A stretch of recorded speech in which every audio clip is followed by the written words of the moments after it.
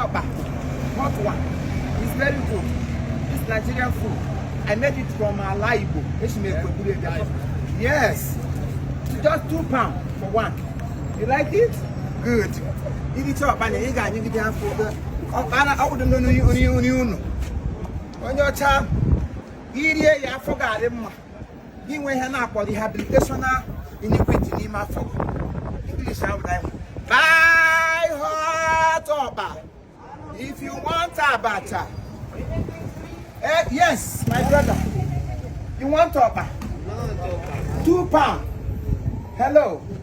All right. Good. Our Benugu. Oba nightmare.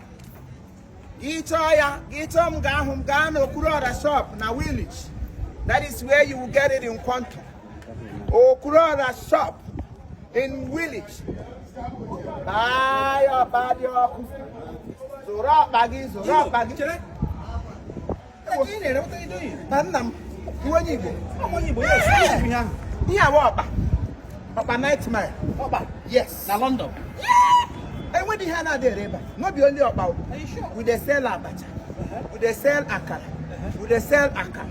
So whatever you want, even if you cannot be able to locate us at Okurora's shop in village here in London, you can DM us, you can email us, you can WhatsApp us. Wait, so I need more by everything. When the Hana there, this very person that produces this opera is from Enugu State.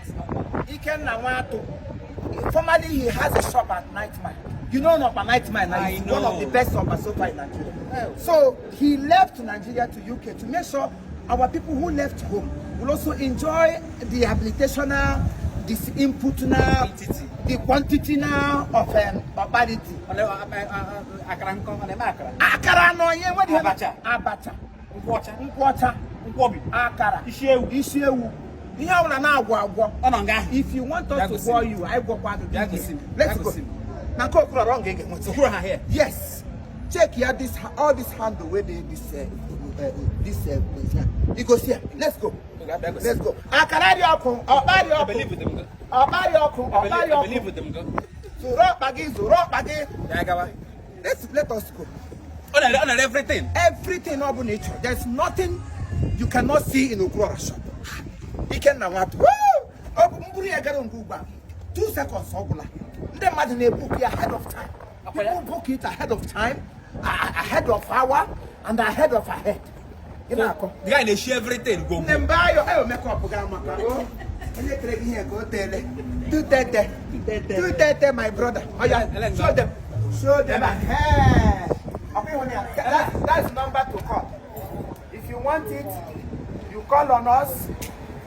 This is Okurora shop. Now here you go, Sam. Come. Hey. This is Okurora shop. Come with me. Come. Hey. You see, this is abacha. This is abacha.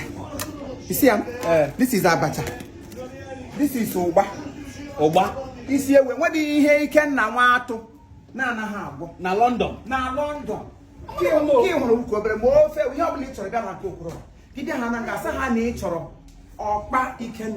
one of the best of us so far as far as UK is concerned.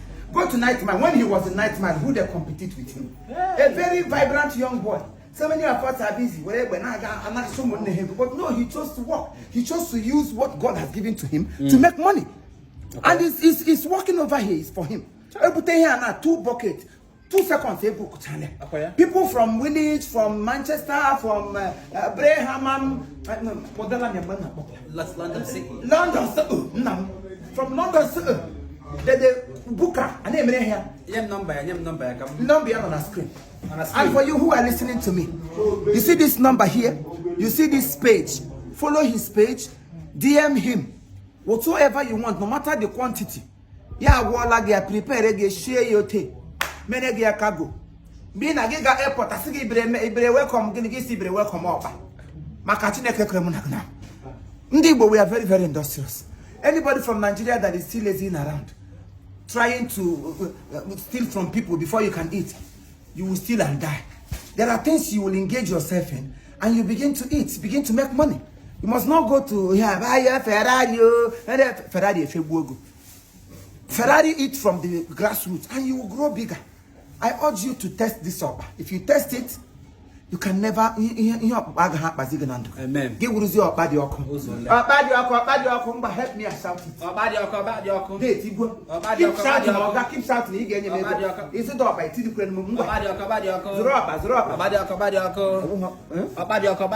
know on a studio. Yamsigo Mkogi. Zorapa.